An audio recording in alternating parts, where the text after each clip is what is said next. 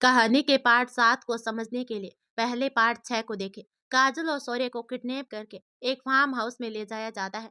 वहाँ 5-6 कमरे थे। उन लोगों को एक कमरे में लाकर 3-4 गुंडों ने अलग अलग कुर्सी पर बैठाकर बांध दिया गया था।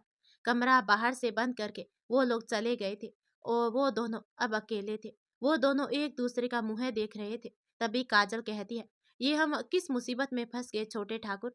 अब क्या होगा? घर पर माँ हम लोगों का इंतजार कर रही होगी। काजल रुंधे हुए स्वर में बोली।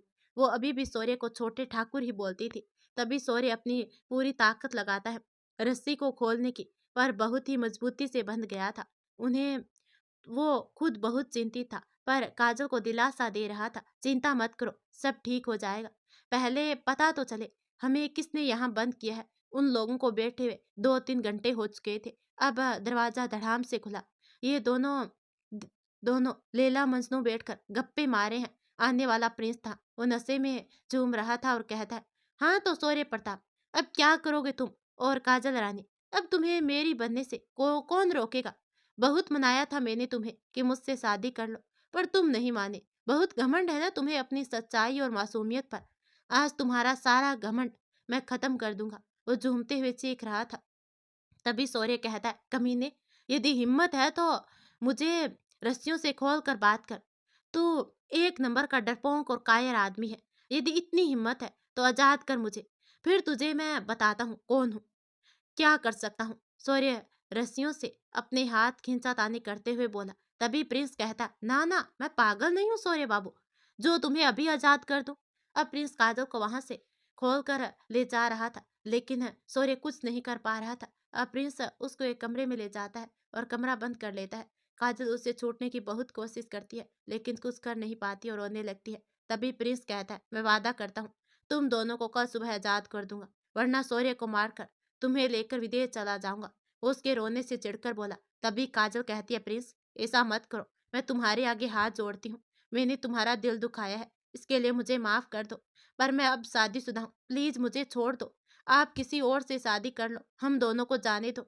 मैं किसी से कुछ नहीं कहूंगी, प्लीज प्लीज जाने दो हमें। वो बिलक बिलक कर रोते हुए बोल रही थी। तभी वो दांत पीसते हुए कहता है, छोड़ दूं, जाने दूं तुम्हें? तुम्हारे कारण आज लिली जेल में पड़ी है और पुलिस मेरे पीछे हाथ धोकर पड़ी है। मैं इतने दिनों से छुपता रहा, बहुत मुश्किल से कल की टिकट मिली है लंदन की। आज से तुम बस मेरी। फिर मैं कल यहाँ से बहुत दूर चला जाऊंगा और पुलिस कुछ नहीं कर पाएगी। ठहाके लगाता है और आगे बढ़कर उसके पास आ जाता है। काजल टेबल पर रखे टेबल लैंप उठाकर अपने पीछे छुपा लेती है। उसके पास आते ही अपनी पूरी ताकत से उसके सर पर वार करती है और उसके मुंह से कराहे निकलती है और वो बिस्तर पर गिर पड़ता है। अब काजल दौड़कर दरवाजे की तरफ भागती है। वो दरवाजा खोल चुकी थी, पर प्रिंस उठकर उसे पीछे से पकड़ लेता है और 2-3 थप्पड़ मारता है। मुझे मारेगी तू? तेरी ये मजाल, अब तुझे बताता हूँ मैं। अब चल, तेरे पति के सामने ही तुझे बर्बाद कर दूंगा। और वह देखता रह जाएगा, कहकर खींच कर उसे सोरे के कमरे में ले जाता है और कहता है, तेरे बहुत पंख निकल आए हैं ना, मुझे मार कर भागे, अब भाग कर दिखा। वो उसके हाथों को पीछे की तरफ मोड़ देता है। काजल दर्द से दोहरी होकर नीचे बैठ जाती है। वो उसके बालों से खींचते हुए कुर्सी पर धकेल देता है। उसके कपड़ों को खींचते हुए ठहाके लगा रहा था और कहता है, तेरा शौर्य तो तुझे नहीं बचा सकता, क्योंकि वो तो खुद बंधा तड़प रहा है। तो अब तो एक काम कर, अपने उस पुलिस भाई को बुला, वो शायद तुम्हारी चीख सुनकर यहाँ आ जाए और तुझे बचा ले। अब जोर से हंसता है और कहता है, आज तुझे मुझसे कोई नहीं बचा पाएगा। वो अपनी जीत के नशे में चूर हो गया था। काजल उसकी पकड़ से छूटने के लिए उसे धकेल रही थी। शौर्य चीख कर प्रिंस से काजल को छोड़ने को बोल रहा था। वो खुद को छुड़ाने के लिए अपने पीछे बंधे हाथ को बार बार उठा पटक रहा था, पर रस्सी की मजबूती के आगे वो मजबूर था। उसे अपनी बेबसी पर रोना आ रहा था। काजल अपनी पूरी ताकत लगाकर उसे खुद से दूर धकेल कर दूर गिरा देती है और उसे अपने हाथ पैरों से लगातार मारने लगती है और कहती है, तू मुझे बर्बाद करेगा कमीने, मैं तुझे मार डालूंगी। वो चीखती हुई उसे मारे जा रही थी। प्रिंस नशे में था, जिससे वो अपने हाथों से अपना बचाव कर रहा था, पर काजल अब चंडी का रूप धर ली थी। वो अपने नाखूनों से उसका मुंह नोचकर खून निकाल चुकी थी। प्रिंस गला फाड़कर अपने चमचों को बुलाता है, पर सब उसकी तरह नशे में धुत थे। एक आया पर काजल उसे भी अपने पैरों से धकेल कर गिराते हुए बगल में पड़ी कुर्सी खींच कर मार मार बैठी, जिससे उसका सर फट गया और वो चीखते हुए वहीं बेहोश होकर गिर गया। अब काजल का हौसला बढ़ गया। वो अब प्रिंस को भी कुर्सी उठाकर मारना शुरू कर दी। वो मुश्किल से अपना बचाव करने की कोशिश में लगा था। तभी शौर्य कहता है, मारो काजल, इस कमीने को मार डालो। तुम ये कर सकती हो। जोर से मारो काजल, तुम्हें रुकना नहीं है, मारती जाओ। काजल को थकते देखकर शौर्य उसका मनोबल बढ़ाने के लिए कह रहा था, पर वो थक चुकी थी। वो प्रिंस को मारते मारते एक तरफ थक कर बैठ गई। प्रिंस इसी मौके की तलाश में था। वो उठकर उसका सर पकड़कर दीवार पर दे मारा। वो एक बार चीखी और वहीं गिर गई। शौर्य काजल काजल चिल्ला रहा था, पर वो अपने होश में खोई पड़ी हुई थी। तभी प्रिंस हंसते हुए, बड़ी आई थी मुझे मारने, अब तो ये बिल्कुल भी विरोध नहीं कर पाएगी और तू यहीं बंधा चिल्लाता रहेगा, कहकर उसे गोद में उठाकर दरवाजे से बाहर निकल गया। शौर्य गुस्से से कुर्सी को उठाते हुए दीवार से टकरा जाता है। उसे जोर से चोट लगी, पर बंधन कुछ ढीले हुए थे। वो दोबारा तिबारा खुद को दीवार से टकराने लगा। रस्सी बार बार खींचते हुए बहुत ही ढीली हो गई, जिससे शौर्य तीन ताना खींच तान कर आजाद हो गया। उसके बाहें दीवार से रगड़ कर खाकर खून बहने लगे, पर वो उसे कोई परवाह नहीं थी। वो तेजी से बाहर निकल गया और काजल काजल चिल्लाने लगा। उसकी नजर एक कमरे में गई जहां प्रिंस उससे जबरदस्ती करने की कोशिश कर रहा था। तभी ये सोरे कमरे में घुस गया। कमीने, छोड़ काजल को। वो उसे कॉलर से पकड़ कर उठाता है। वो नीचे गिराकर लात घूंसों से मारने लगता है। वो अपने चमचों को चिल्ला चिल्ला कर बोल रहा था।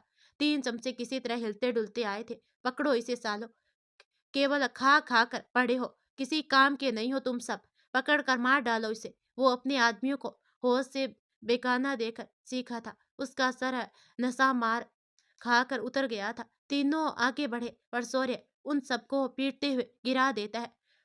उन पर खून सवार हो गया था। वह फिर से प्रिंस को मारने लगता है। काजल को अब कुछ कुछ होश आ गया था। फिर शौर्य की ताकत के आगे हार गया था। प्रिंस शौर्य की ताकत के आगे हार गया था और माफी मांगने लगा था। मुझे माफ कर दो शौर्य, मुझसे गलती हो गई। मुझे छोड़ दो। तुम लोग चले जाओ, मैं अब कुछ नहीं करूंगा। प्लीज छोड़ दो मुझे। वो अपने हाथों से उसके गुस्सों को रोकता बोला। उसके मुंह पर चोट लगने के कारण खून निकल रहा था। तभी शौर्य कहता है, अब मैं तुझे नहीं छोड़ूंगा प्रिंस। तुमने मेरी काजल के साथ जबरदस्ती करने चाहिए, इसकी सजा मैं तुम्हारी जान लेकर दूंगा। नफरत से बोलता और वो जोर जोर से मारने लगता है। तभी मार खाते खाते अब प्रिंस मार खाते खाते अब अधमरा होकर बेहोश हो गया। शौर्य उसे बेजान पड़ा देकर छोड़ देता है और काजल को अपनी बाहों में भर लेता है। वो सिसक पड़ी। शौर्य की बाहों में खुद को सुरक्षित पाकर उसके बाहों से बहते खून को अपनी साड़ी से पोंछने लगी तो शौर्य कहता है, मैं ठीक हूँ काजल, घर चलो, वहां पहुंच देना। वो दोनों एक दूसरे का हाथ पकड़े आगे घूमते हैं। तभी दाएं से गोली चलती है और शौर्य के बाजू में लग जाती है। प्रिंस ठहाके लगाकर खड़ा था और दूसरी गोली चलाने के लिए बंदूक को निशाने पर ले रहा था। शौर्य के बाहों से खून का फुहारा छूटने लगा था, पर वो उसकी परवाह किए बिना काजल को पीछे करता है। प्रिंस के पास मारने जाने लगता है। तब तक प्रिंस दूसरी गोली पर उस पर चला देता है। वो टेढ़ा होकर खुद को बचाता है, पर वो उसके दूसरे बाजू में लग जाती है और वहीं गिर जाता है। दर्द से उसकी आंखें बंद पड़ने लगी थी। अब काजल उसके पास बैठकर रोने लगी थी। छोटे ठाकुर, आंखें खोलिए, आपको कुछ नहीं होगा। प्रिंस, इन्हें छोड़ दो, तुम चाहो तो मुझे मार दो, मैं तुम्हारे पैर पकड़ती हूँ। वो रोते हुए कहकर शौर्य को छोड़कर प्रिंस के पैरों में गिर जाती है। तभी प्रिंस कहता है, अब तुम हमेशा के लिए मेरी हो जाओ। तुम्हारे तुम्हारा पति तो गया इस दुनिया से, अब तेरी बारी। प्रिंस को लगा था गोली शौर्य के सीने में लग गई है और वो मर गया है और अब काजल को ले जाने लगता है। काजल, छोटे ठाकुर कहकर चिल्लाती है, पर शौर्य तो बेहोश हो गया था। बंदूक का जहर उसके शरीर में फैलने लगा था। इधर काजल चिल्ला रही थी, मुझे छोड़ दो, ऐसा मत करो। तभी अंदर कुछ लोग दौड़ते हुए आए। तूने घटियापना की इंतहा पार कर दी प्रिंस, अब तू मेरे हाथों नहीं बचेगा। आने वाला राजन था, उसे खींचते हुए मारता है। प्रिंस चिल्ला रहा था, तुम लोग यहाँ कैसे आए? ये मेरा गुप्त फार्म हाउस है। तुम्हें किसने बताया यहाँ का पता? तभी एक आवाज आई, मैंने बताया इन्हें। कहते हुए रचना देवी और सोनू सामने आए थे और ढेरों पुलिस फोर्स भी चारों तरफ फैल गए थे। तभी प्रिंस गुस्से से कहता है, तू कमीनी, तेरे घर में 10 दिन क्या रहा? तुमने मुझे धोखा दिया। मेरे से लिए पैसों से तेरा पेट नहीं भरा क्या? तू एक नंबर की धोखेबाज है, मैं तुझे मार दूंगा, कहकर वो अपना बंदूक निकालने लगता है और सोनू दौड़कर उससे छीन लेता है। राजन उसे मारता हुआ पुलिस के हवाला करता है। हथकड़ी पहनाओ इसे और यहाँ से सब गुंडों को थाने में ले जाकर बंद करो, और उसे उन लोगों की तरफ धकेलता है। पुलिस इंस्पेक्टर उसके हाथों में हथकड़ी लगाता है और खींचकर बाहर ले जाता है। पीछे से हवलदार सब उन बेहोश गुंडों को पकड़कर ले जाते हैं। बाहर एम्बुलेंस में से एक आदमी आकर सोरे को उठाकर उसमें लिटाता है।